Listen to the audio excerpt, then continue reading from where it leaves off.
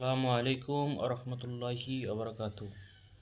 আমি হুজুর হাফিজ সানাউল্লাহ সাহেবের 17 নম্বর ব্যাচের ছাত্র আলো রেজা। আমার বাড়ি হলো মুর্শিদাবাদ জেলায়।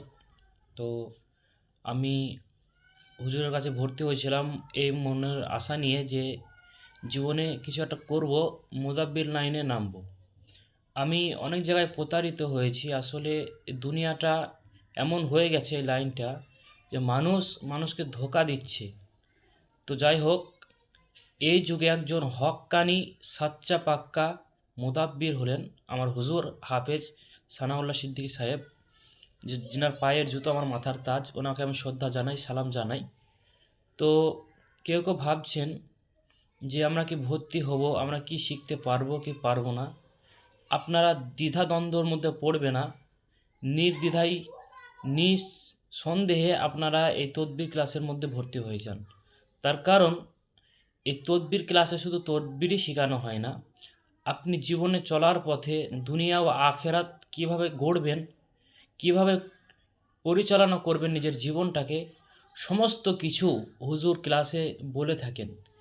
তিনি যেমন শিখে থাকেন রুহানিয়াত, মুরাকাবা, কিভাবে রুহানিয়াত বাড়বে, কি করলে রুহানিয়াত কমে যায়, কিভাবে জিনকে বন্দি করা যায়, কিভাবে জিনকে ছাড়ানো যায়, কিভাবে তার চিকিৎসা করা হয়, একাধিক জিনের চিকিৎসা, একাধিক হাজিরাত, আপনি কিভাবে রোগ নির্ণয় করবেন, ইত্যাদি ইত্যাদি।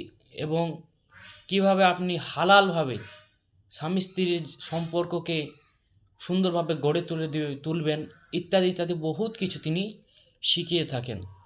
তো যাই হোক, ওনার অনেক বড় মেহনতের ফলে আজ আমরা ওনার ক্লাসে পড়াশোনা একটু শিক্ষা গ্রহণ করেছি। আমরা আলহামদুলিল্লাহ মুদাব্বির হয়েছি। আল্লাহ পাক আমাদের প্রতি রহমত করেছেন এবং উনি মেহনত করেছেন বলে আলহামদুলিল্লাহ আজ আমরা এতদূর পর্যন্ত আসতে পেরেছি। তো যাই হোক, আমি আপনাদেরকে এটাই বলবো যে আপনারা কেউ মাদ্রাসায় পড়েন, কেউ হয়তো মসজিদে ইমামতি করেন। আপনারা মসজিদে ইমামতি করছেন, কিন্তু মানুষ আপনাদেরকে অপমানিত হতে হয় অনেক সময় মুসল্লিদের কাছ থেকে। মাদ্রাসায় মোহতামিম আছেন, কিন্তু আপনাদেরকে অনেক সময় অনেক বাধার মধ্যে পড়তে হয়। কিন্তু আপনি একটা কাজ শেখার জন্য যদি শিখে রাখেন, তো আলহামদুলিল্লাহ আপনাকে কোনো জায়গায় ঠকতে হবে না, প্রতারিত হবে না। তাই আমি আপনাদেরকে এটা সাজেস্ট করব যে আপনারা কি করবেন, নির্দ্বিধায় নিঃসন্দেহে হুজুর হাফেজ সানাউল্লাহ সাহেবের মুদাব্বির ক্লাসে আপনারা ভর্তি হয়ে যান। দেখবেন অবশ্যই আল্লাহ আপনাদের সম্মান ইজ্জতকে আল্লাহ তাআলা অনেক বাড়িয়ে দেবে। তো আমি আর কথা বলবো না। ওমা আলাইনা ইল্লাল বালাগ। আসসালামু আলাইকুম ওয়া রাহমাতুল্লাহি ওয়া বারাকাতুহু।